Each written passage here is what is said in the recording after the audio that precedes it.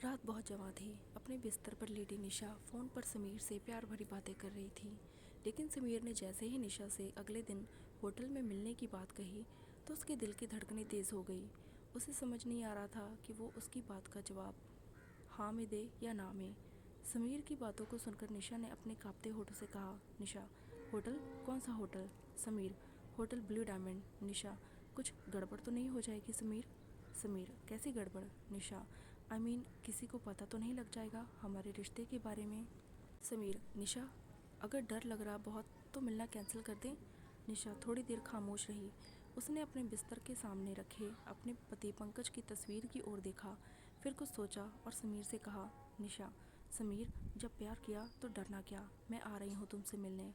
अगले दिन निशा समीर से मिलने होटल ब्लू डायमंड पहुँच गई। उसने लाल रंग की साड़ी पहन रखी थी, होठों पर उसी रंग की मैचिंग लिपस्टिक, कानों में बड़े बड़े झुमके और खुले बालों में वो किसी अप्सरा के जैसे लग रही थी।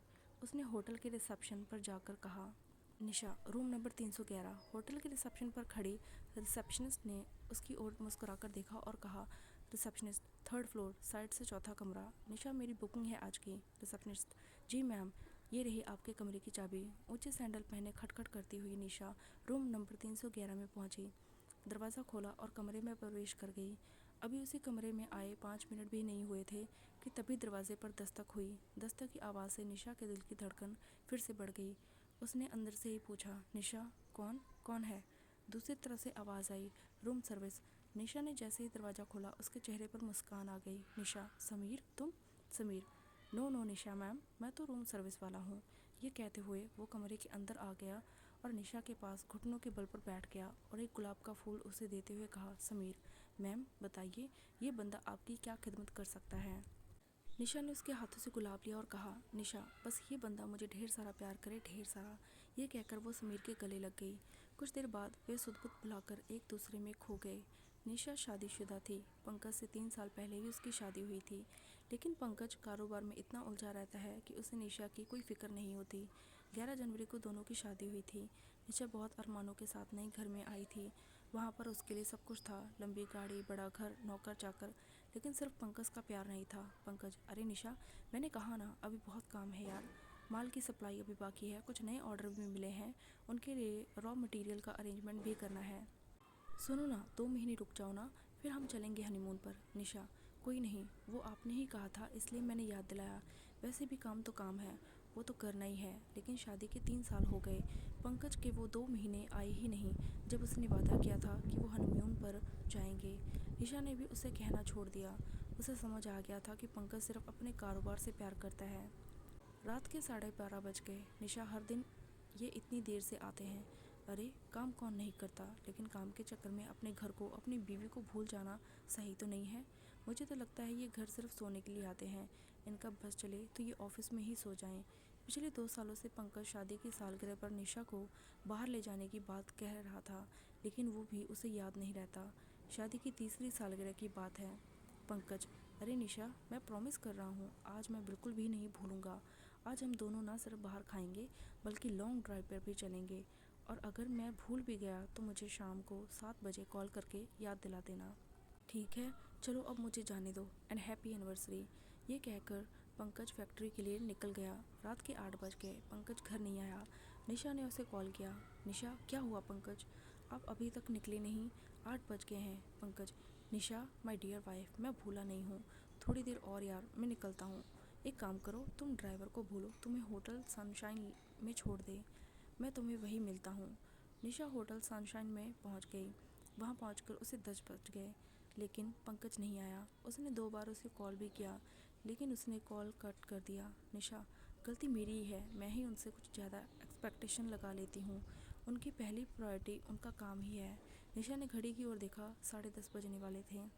उसने एक बार और कॉल किया। इस बार पंकज ने कॉल पिक कर लिया। पंकज, क्या तुम बिल्कुल स्टूपिड हो क्या? अरे मैं यहाँ काम में बिजी हूँ और तुम कॉल पर कॉल किए जा रही हो। निशा, लेकिन आपने तो मुझे यहाँ होटल सनशाइन में वेट करने के लिए कहा था। पंकज, हाँ हाँ कहा था, लेकिन काम भी तो है, उसे छोड़कर आ जाऊँ? सुनो, एक काम करो, तुम डिनर कर लो, मेरा आना थोड़ा मुश्किल है। निशा, आज हमारी एनिवर्सरी है पंकज। पंकज, हाँ तो क्या हुआ, तुम अकेले एंजॉय कर लो ना स्वीट हार्ट। चलो अब मैं फ़ोन रखता हूँ, मुझे बहुत काम है। पंकज की बातें निशा के कानों में गूंजने लगी। अकेले एंजॉय कर लो ना। उसकी आंखों में आंसू आ गए। वो अपने टेबल से गुस्से में उठी और होटल से घर वापस जाने के लिए निकलने ही वाली थी कि एक बहुत ही हैंडसम लड़का उसके पास आया और बोला। लड़का, excuse me ma'am, my name is Sameer. आप किसी का वेट कर रही हैं क्या? निशा, आपको उससे क्या मतलब? समीर, देखिए मुझे गलत मत समझिए, मैं बहुत देर से आपको देख रहा हूँ कि आप परेशान हैं, किसी को बार बार कॉल भी कर रही हैं। कोई आने वाला है क्या? समीर की बातों को सुनकर निशा फूट पड़ी। उसकी आंखों से आंसू सारे बांध तोड़कर बहने लगे। समीर, क्या हुआ मैम? आप रोने क्यों लगी? कोई प्रॉब्लम है तो आप मुझे बताइए ना। पता नहीं उस घड़ी ऐसा क्या हुआ। निशा का अकेलापन का दुख उससे संभाला नहीं गया। उसने सारी बातें समीर से कह दी। समीर, जानती हैं, किसी भी रिलेशनशिप को बांधकर जो रखता है वो है प्यार। इंसान कितना भी परेशान हो, अगर प्यार से कोई गले लगा लेता है ना, तो बड़ी से बड़ी परेशानी भी बर्फ़ की तरह पिघल जाती है। अफसोस कि आपके पास सब कुछ रहते हुए भी प्यार से गले लगाने वाला वो शख्स नहीं है जिसके गले लगकर आप सब कुछ भूल जाएं। समीर की ये पहली मुलाकात थी। उस पहली मुलाकात में समीर का जादू निशा पर चढ़ गया था। निशा कुछ देर उसके साथ बात करके घर के लिए निकल गई। अब आए दिन वो उसी होटल में कॉफ़ी पीने के लिए जाती और समीर साथ घंटों तक बातें करती। समीर एक सिंगर था। उसकी एक एक बात निशा को बहुत पसंद आती थी। वो जिस तरह निशा का ध्यान रखता, उसकी केयर करता, ये बात निशा को बहुत अच्छी लगती। समीर को भी निशा बहुत पसंद थी। हालांकि दोनों ने कभी एक दूसरे को खुलकर नहीं कहा, लेकिन आखिर कब तक वो इससे दूर रहते। एक दिन समीर ने ही निशा को प्रपोज़ कर दिया। निशा, समीर, तुम जानती हो ना मैं शादीशुदा हूँ, फिर भी मुझे प्रपोज़ कर रहे हो। समीर, क्या मैं एक शादीशुदा से प्यार नहीं कर सकता? क्या ये किसी किताब में लिखा है? निशा, किताब में तो नहीं लिखा, लेकिन समाज में इसे गलत समझा जाता है। समीर, किस समाज की आप बात कर रही हैं निशा? प्यार करने से कोई समाज किसी को नहीं रोक सकता। अरे, प्यार ही तो वो शक्ति है जिससे आपका समाज चलता है। अगर उसे ही निकाल देंगे तो फिर क्या बचेगा? समीर की बातें निशा को समझ तो नहीं आई, लेकिन समीर के बिना वो नहीं रह सकती थी। दोनों छिप छिप कर मिलने लगे। उन्होंने सारी सीमाएं भी कई बार लांघ दी। उसे नहीं पता था कि समीर उसका यूज़ कर रहा है। उसने निशा से लाखों रुपए ऐंठ लिए थे और वो उससे अय्याशी करता था। समीर, सोने के अंडे देने वाली मुर्गी हाथ लगी है मेरे। अपनी लाइफ तो बिल्कुल सेट है। हालांकि कभी कभी निशा को भी लगता था कि समीर उससे बार बार पैसे क्यों मांगता है। उसे ये भी लगता था कि वो अपने पति को धोखा दे रही है, लेकिन उस रिश्ते में उसे अब घुटन सी होने लगी थी, इसलिए समीर का साथ उसे अच्छा लगता है। लेकिन आखिर समीर और निशा का रिश्ता कब तक छिपता? आखिरकार पंकज को अपने लोगों द्वारा समीर के बारे में पता लग गया। उसे भी ये पता लगा कि समीर बहुत ही बदमाश किस्म का लड़का है। उसने शहर की और भी कुछ औरतों में ऐसे नाजायज़ संबंध बना रखे हैं।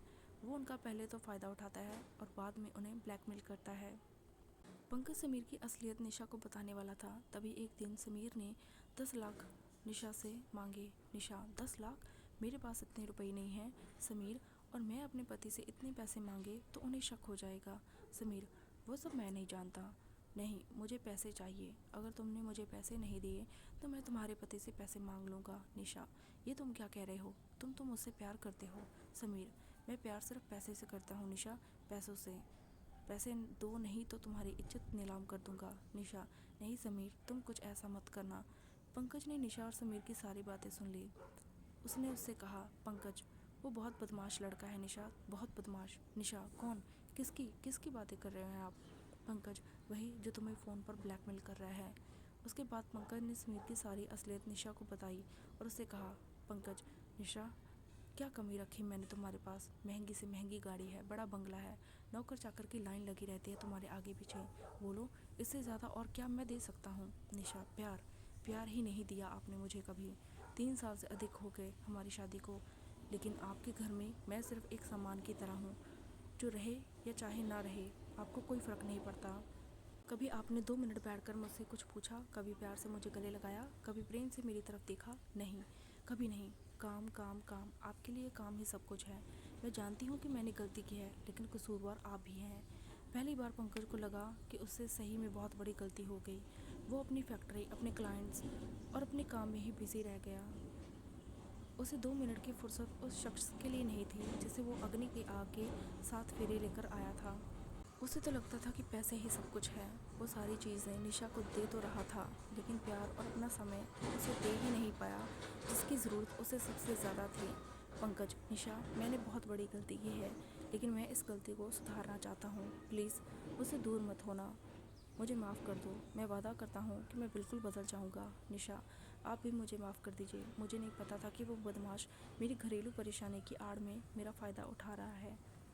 आप इसी समय पुलिस को फ़ोन करिए। मुझे उस बदमाश को सबक सिखाना है। निशा ने पंकज को माफ़ कर दिया और पंकज ने निशा को। गलती दोनों तरफ से हुई थी, उन दोनों को एहसास था। उसके बाद पंकज बिल्कुल बदल गया। उसे प्यार और पत्नी दोनों की अहमियत समझ आ गई।